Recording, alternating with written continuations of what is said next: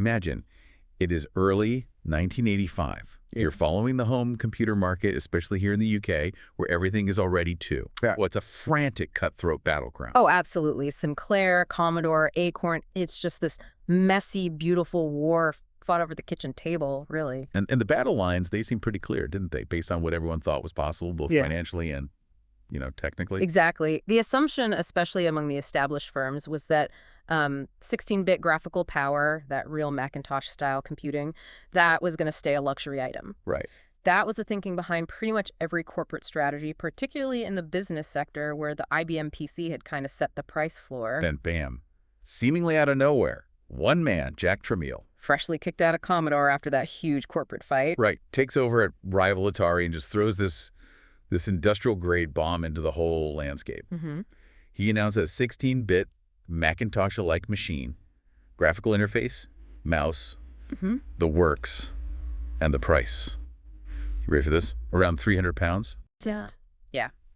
The shock wasn't just competitive. It was absolute, immediate market disruption, like apocalyptic scale disruption. It immediately forced every single rival, Acorn, Apple, everyone to rethink their entire business model.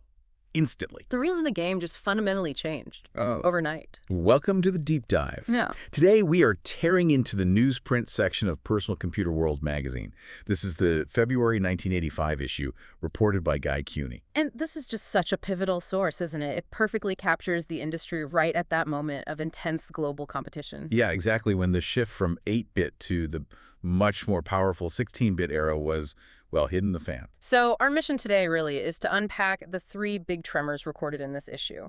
First, how Atari kicked off this vicious, very personal price war that basically reset the value of technology everywhere. Okay. Second, the desperate kind of defensive struggles of the established British firms like Acorn and ACT trying to cope with that new reality. And third, maybe the most interesting looking back, the chaotic but really explosive early growth of affordable networking, driven by sheer ingenuity and necessity. Okay, let's dive straight into this Tramiel earthquake then. Yeah.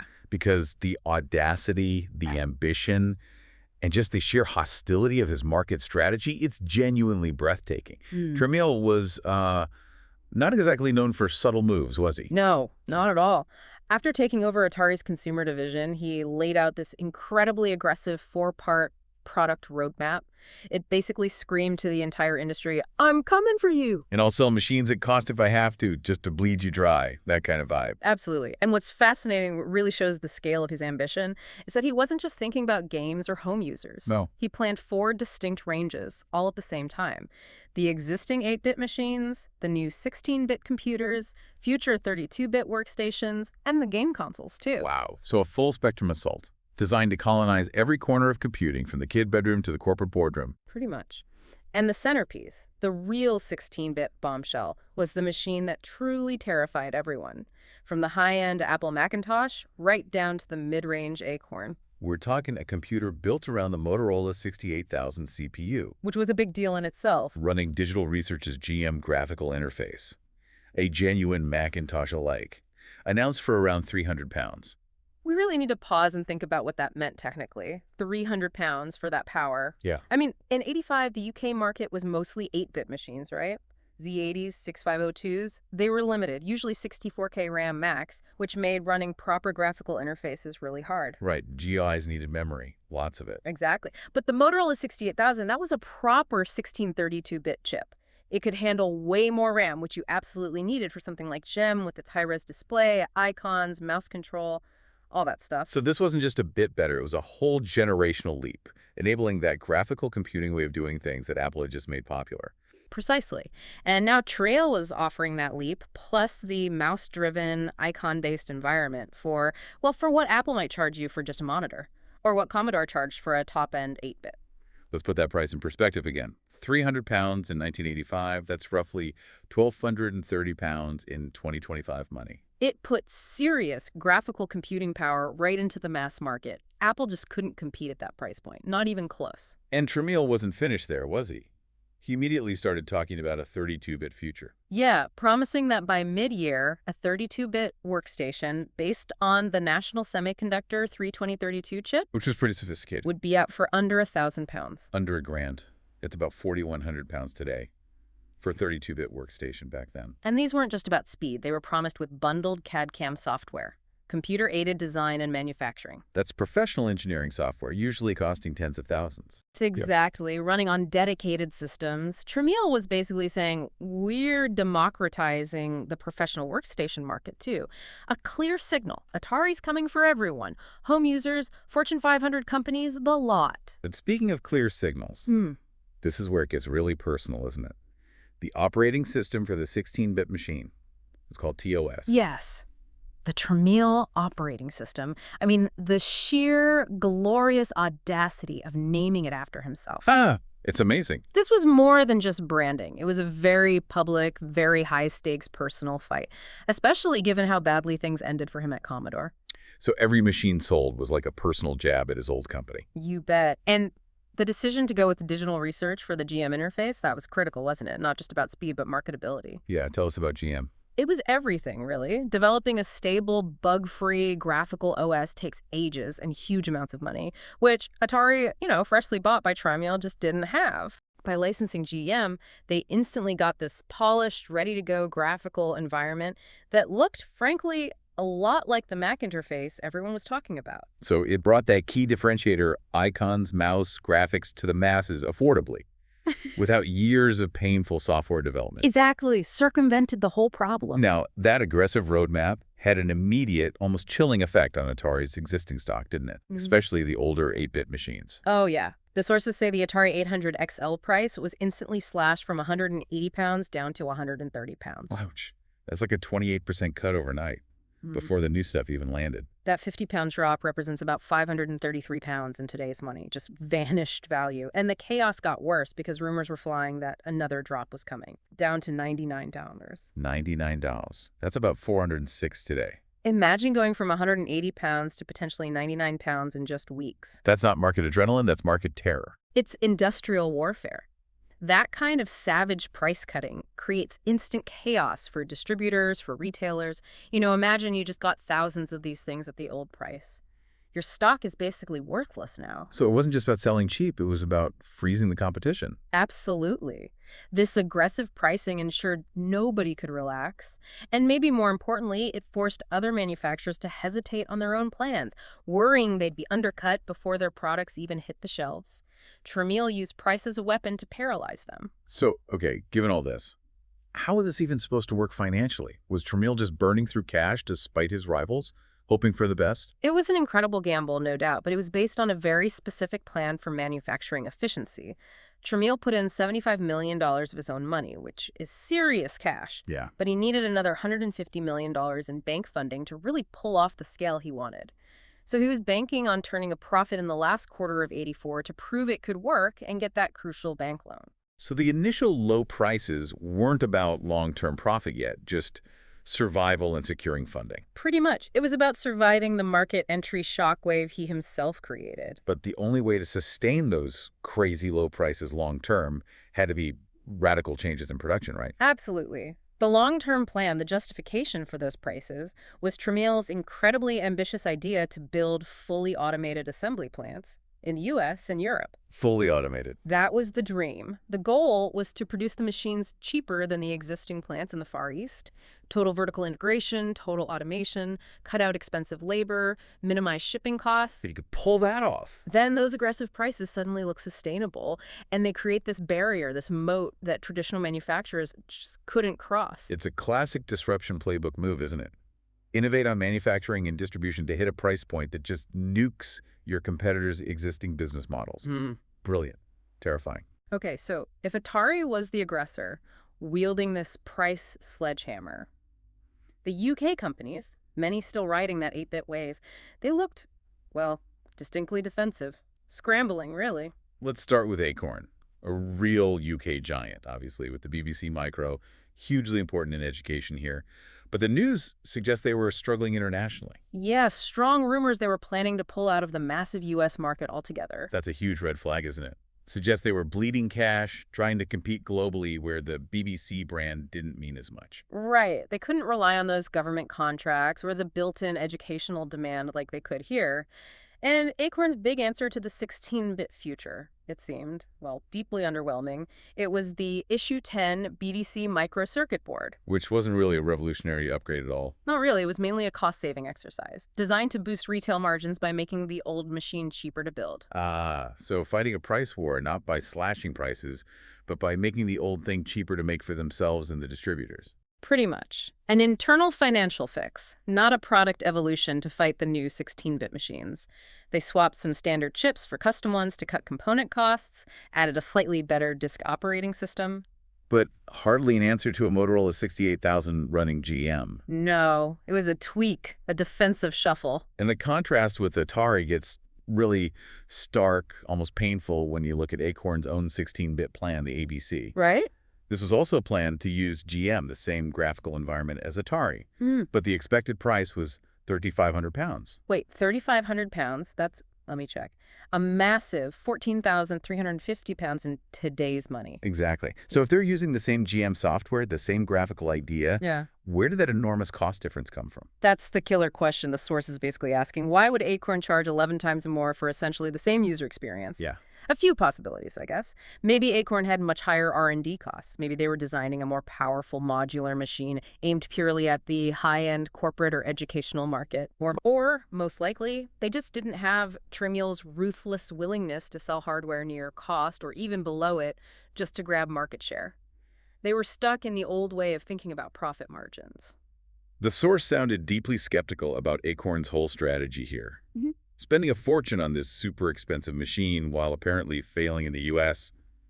just didn't seem to add up. Yeah, they looked caught between the cheap, powerful new world and their own expensive legacy. They weren't totally standing still on connectivity, though. That was their strength.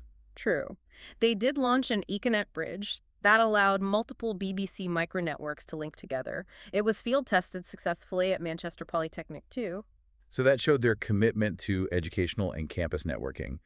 But like you said, network infrastructure wasn't going to win the desktop war against that 16-bit price demolition. No, definitely not. Okay, moving over to the business side of things. The sources paint a really clear picture of the unstoppable rise of IBM. Oh, the business market figures were brutal, defined entirely by the IBM PC standard. IBM apparently had secured 27% of the UK business micromarket. 27%. Yeah. Which just dwarfed ACT, right? The maker of the British Apricot computer. Yeah, ACT was stuck down at just 7%. And that massive gap was largely down to one crucial thing: software. Ah, yes, ACT's big strategic blunder. What the source kind of calls the software tax. They refused to pay what they thought was over the odds for Lotus 123, the killer spreadsheet app, a year earlier. And that turned out to be a strategic disaster, didn't it? Lotus 123 was the reason businesses were buying IBM compatibles. Yeah. ACT's refusal meant that 123 was only just becoming available for their Apricot machine in February '85, a full year after the competition had cemented its dominance. A year late. And the follow-up, Symphony? Still on the way. Time hadn't rewarded ACT's careful spending. It had punished their lack of foresight about just how vital that software ecosystem was. This created a really interesting split in the market for ACT, didn't it? It kind of saved them, but also boxed them in. Yeah, the source breaks it down nicely. Corporate buyers, the big companies, focused on spreadsheets and wanting everything to be standard IBM compatible. They bought IBM's 10-to-1 over Apricots. 10-to-1. But smaller businesses, where the main need was often specialized accounting software, they actually bought Apricot's 3-to-1 over IBM. Ah, okay. So ACT's focus on accounting software gave them a niche that kept them alive. But they were clearly losing the big, high-volume corporate spreadsheet war badly. Definitely. It limited their growth potential massively. So to try and break out of that, ACT launched Apricot Inc. in the U.S., trying to tap into that huge market. And they had a slightly unusual staffing strategy. Yeah, kind of opportunistic hiring, really. Right. They hired the network of independent sales reps that John Sculley, the Apple CEO, had just fired. Huh. Picking up Apple's cast-offs. Basically, yeah. Leveraging Apple's internal chaos. ACT's goal in the U.S. was actually pretty modest, considering the size of the market. They figured they only needed about 1% share. Just 1%. Which translated to about 30,000 machines. That was enough to keep their factory in Glenroad, Scotland, busy and profitable. So more of a survival plan than a plan for U.S. domination. Right. Okay, finally in this section, before we move on, we should touch on that really clear warning sign about the closed system dead end. perfectly illustrated by ICL. Ah, the ICL one per desk, the OPD. It was an interesting idea. A phone and a computer combined into one unit, pitched as a sort of business appliance. And described basically as a Sinclair QL inside, with software like the Quill word processor built into permanent memory. Yeah. But the critical flaw, and the source nails this perfectly, was that it wasn't really a microcomputer because you couldn't load new programs onto it. Yeah, to plug them in, like cartridges. Effectively, yes. And that limitation by 1985 was just fatal. The market understood by then that a computer's real value was its ability to run future software, the killer apps that hadn't even been invented yet. So if you couldn't load new applications. The hardware became instantly obsolete the moment a better piece of software came out for an IBM or one of those Atari Mac-alikes. The source called it another triumph of ICL over logic. Harsh. But it highlights that tension, doesn't it? Between open, programmable computers and these closed, proprietary business appliances. We knew which way the future was heading. Okay, so while the big companies were slugging it out over 16-bit chips and operating systems, there was this whole other revolution quietly brewing: connectivity. Yeah, driven by incredibly cheap hardware and some really fascinating software ingenuity. This is where you can really see the foundations of the modern internet being laid, almost by accident. Even though there was massive skepticism about the tech itself. Oh, yeah. Let's start with this piece of hardware that apparently caused genuine shock because of its price. The too-good-to-be-true modem. The Unicom modem for the BBC Micro. Priced at an astonishingly low 60 pounds. 60 quid, that's about 246 pounds today. Incredible. And it wasn't just cheap, it was packed with features. Covered both European and American standards v.21 and v.23. Had auto answer, remembered a whole list of phone numbers. The source said the price generated rank disbelief.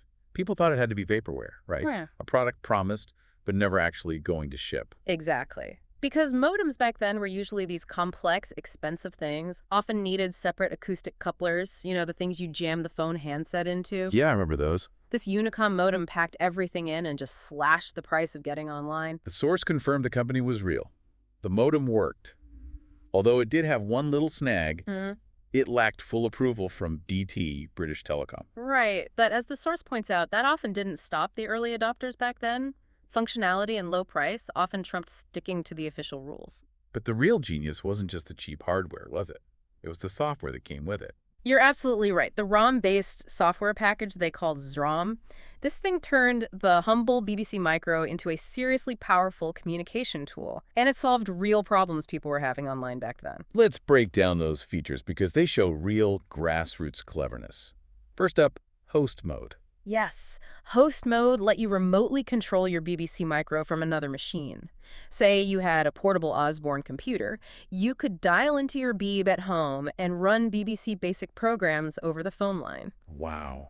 So your home computer could act like a mini server, a bulletin board or file store you could access from anywhere. Pretty much. And naturally, the software included a system password option to stop stray hackers, showing that basic security was already a concern even then. And second, they tackled a massive technical problem that limited what you could actually send over networks: binary file transfer.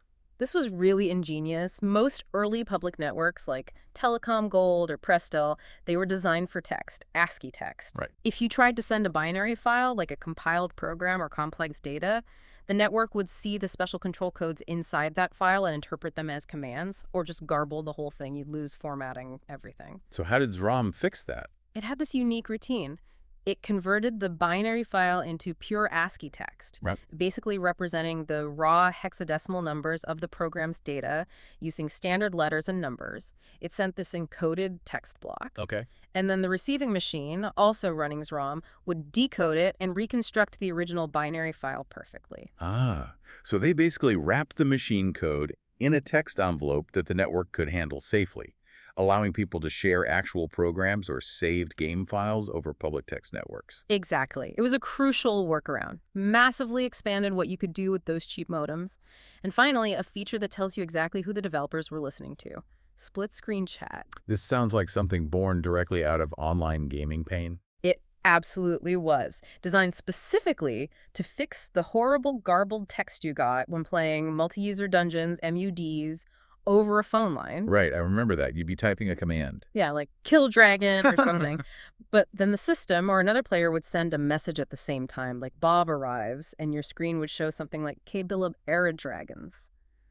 Just nonsense. So Zrom fixed that. Yeah, it split the screen. Your input appeared cleanly at the bottom, and all the messages from the system or other players appeared scrolling at the top. No more gibberish.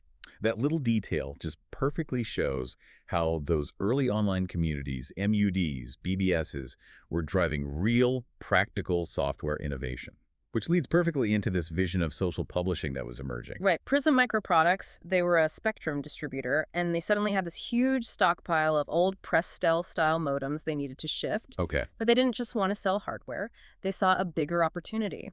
Their consultant, Robin Wilkinson, talked about launching a central computer system for social publishing. Social publishing, where the readers are actually the contributors and where they can share ideas and opinions. That sounds incredibly prescient, like extremely early concept for forums or blogs or social media. Absolutely. A truly interactive online community vision way back in '85. They reckon they needed about 35,000 users to make the network viable, which shows they understood the need for scale to get enough content generated. And Compunit, which was Commodore only at the time, was expected to maybe expand to the BBC and Spectrum. But interestingly, there was resistance to including the Sinclair QL. Yeah, suggests the QL was already seen as maybe struggling with network uptake, perhaps because of its more proprietary nature. But all this exciting new connectivity brought immediate problems too, didn't it? Specifically, the early security nightmare. Oh yeah, big news broke about hackers cracking into Prestel mailboxes, and because Prince Philip's mailbox was one of them. Ah, royalty involved. Yeah. Guarantees headlines. Exactly. Instant major newspaper coverage, public panic. This single event really pushed the idea of the hacker into the mainstream public mind as this source of chaos and worry, never mind the actual technical skill involved. It caused chaos for regular users, apparently, as the Prestel bosses overreacted. But the core issue wasn't really Prestel itself being insecure. Not exactly. Prestel's own system was relatively secure because it ran on a hardwired operating system. The real problem was the vulnerability of other view data systems connected to the network, especially those running on more flexible operating systems like RxS on DEC mini-computers. Okay, so what was the vulnerability there? On those systems, skilled hackers could apparently manipulate the file structure. They could pre-extend a new file to overlap with areas where password codes were stored, basically grabbing them. Wow. So it showed that if just one part of this interconnected network was weak, the whole thing was potentially vulnerable. A lesson we are definitely still learning today. Absolutely. And the whole mess highlighted this huge disconnect between the government authorities and the reality of microcomputer security back then. Yeah, like the security services trying to block a privately developed tape protection method designed to stop software piracy. It's an incredible irony, isn't it? They were so focused on stopping people copying tapes, trying to suppress private innovation and copy protection. That they failed to develop or embrace any decent security for the actual networks themselves. Exactly. Their focus was all wrong. It was about controlling copying, not about building genuinely secure systems, a real missed opportunity. Okay, let's shift gears slightly and look at some of the other news nuggets and sort of micro gossip from this February '85 issue. They give some great snapshots of other challenges, some weird stuff, and industry attitudes. Yeah, lots of interesting bits and pieces. First up, the eternal headache of incompatibility, made worse, of course, by the rise of the Mac and the dominance of IBM. Right.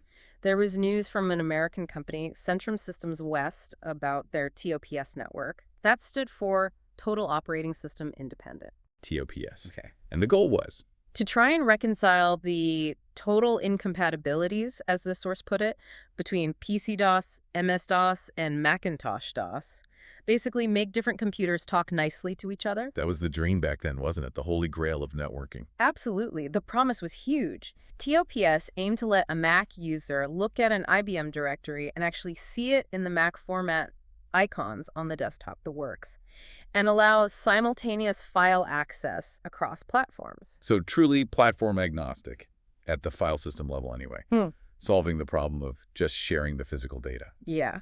But the source was very quick to point out the fundamental limitation, and this prediction turned out to be spot on, defining cross-platform work for decades. What couldn't TOPS do? It couldn't translate the files, right? Exactly. It couldn't solve the data format problem. So the network could connect the machines, share the files, but it couldn't magically translate, say, a WordStar document from a PC with all its specific formatting code Into something MacWrite on a Mac could understand properly. Right. It would just look like gibberish. Or a McPaint graphics file wouldn't make any sense to an IBM program.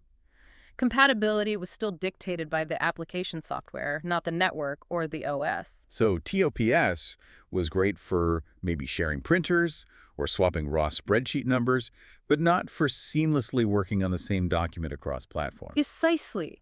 A powerful tool for its time, but not the universal translator people dreamed of. Okay, now for some fun stuff. A deep dive into Elite Addiction. That game just completely captured the imagination of the UK computer scene, didn't it? Oh, Elite was more than a game. It was practically a way of life. It crossed platforms. And the source author here was genuinely outraged, properly annoyed about the game's reward system. Why? What was the problem? He complained that being heroic didn't get you any points. You know, taking your little Cobra M kick the third ship into the toughest, meanest, baddest star systems to deliver vital medical supplies. Sounds noble. Gotcha nothing. You only achieved the coveted elite status based purely on your number of confirmed kills. Didn't matter if you were blasting pirates or innocent traders. Huh. That's a seriously skewed moral compass for a game. Reward destruction. Ignore service or exploration. Totally.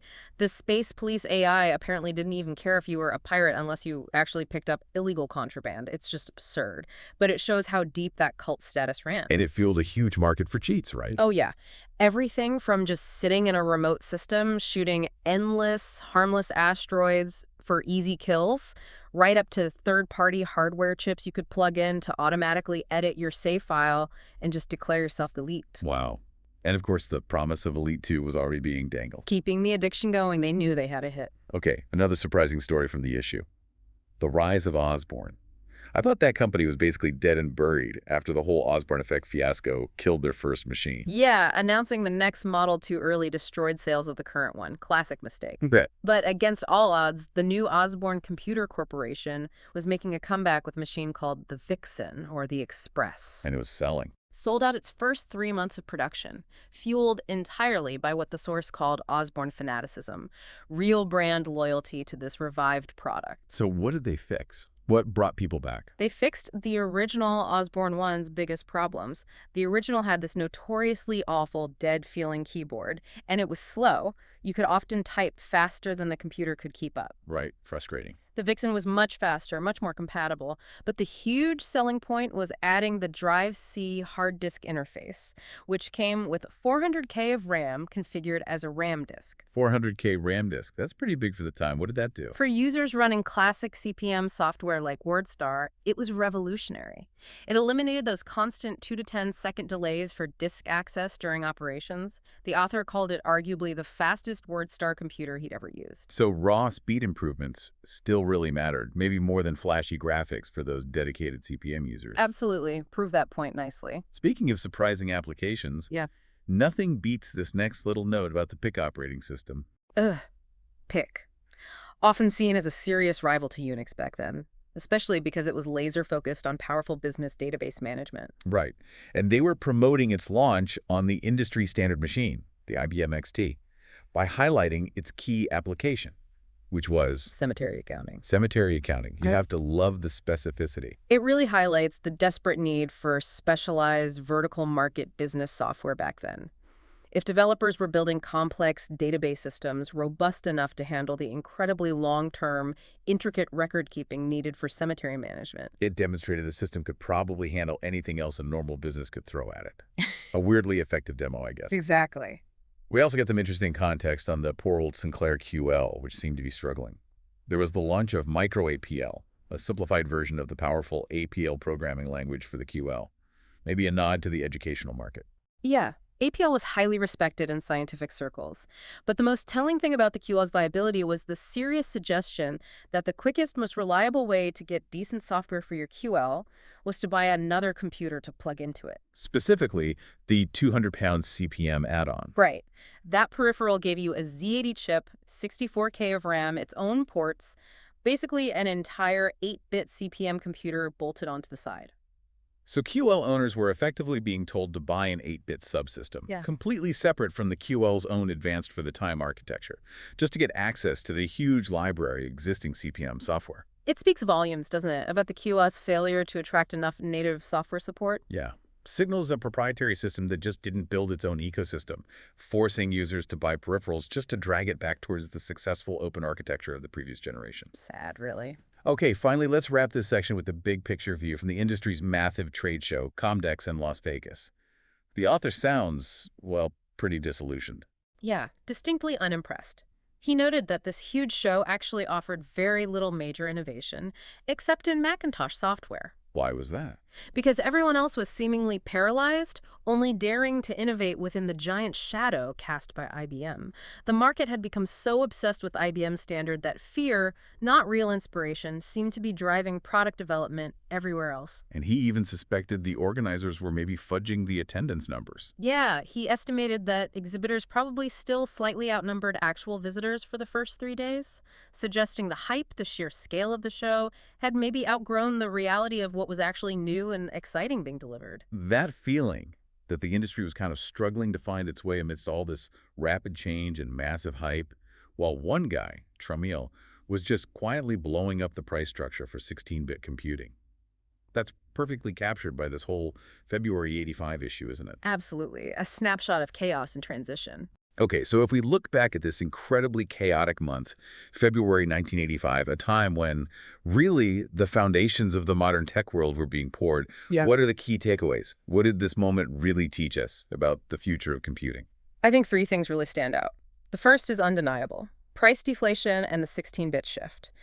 Atari, under Tramiel, just proved definitively that powerful 16-bit graphical interfaces using the 68,000 chip and GM could be sold at prices that were just unthinkable a year before. That 300-pound price point. Exactly. It forced the entire industry to ditch its old comfortable profit models. You had to adapt or you faced an immediate existential threat from below. Price became the weapon. Okay, takeaway number 2. We clearly saw the connectivity blueprint starting to form. Driven by user needs and real grassroots innovation, you had those incredibly cheap modems like the 60-pound Unicom, combined with clever software like Drum, doing binary file transfers, fixing chat displays. That laid the groundwork for the networked age we live in now. And concepts like social publishing were actually being discussed. People wanting to contribute online, not just consume. Right. Even as those early security nightmares like the Prestell hack showed us immediately how vulnerable this new connected world was going to be. And the final takeaway. I think it's the fork in the road. The struggles of companies like Acorn and ACT and the complete dead end represented by things like the ICL-1 per desk, they proved a crucial point. Which was? That proprietary locked-down systems where you couldn't easily load your own software or run the market-leading applications, they were basically obsolete the moment they launched. Even if the hardware itself was clever. Yeah. The future clearly belonged to open, software-rich platforms. Whether that was the dominant IBM standard or the powerful, affordable Mac-alikes that Tramiel was pushing, access to software trumped everything. You know, looking at this issue of Personal Computer World, it feels less like a history lesson and more like reading a seismograph, doesn't it? Just capturing this revolution fueled by pure market adrenaline. What really stands out to you when you think about just how volatile it all was, how quickly these seemingly solid companies like Acorn could stumble just because their manufacturing costs didn't line up with Tramiel's brutal pricing. It really makes you wonder, doesn't it? It raises this question that echoes all through tech history. In an era that seemed defined by hardware specs and limitations, why did the companies that prioritize software availability and open architecture, like IBM or even ACT, finding that niche success in accounting software, why did they always seem to survive longer? Longer than those focused purely on clever, proprietary, maybe cost-optimized hardware. Exactly. It suggests that even way back then, the real long-term value wasn't just the box itself. It was the access the box gave you. Access to a thriving, shared ecosystem of software and the ability to run whatever that next killer app turned out to be. That seemed to be the key. A fantastic deep dive into the sheer chaos of 1985, where one man's ego, a 300-pound price tag, and a thirst for connectivity really did change everything. Until next time, keep your curiosity sharp. And may your pixels stay perfectly aligned.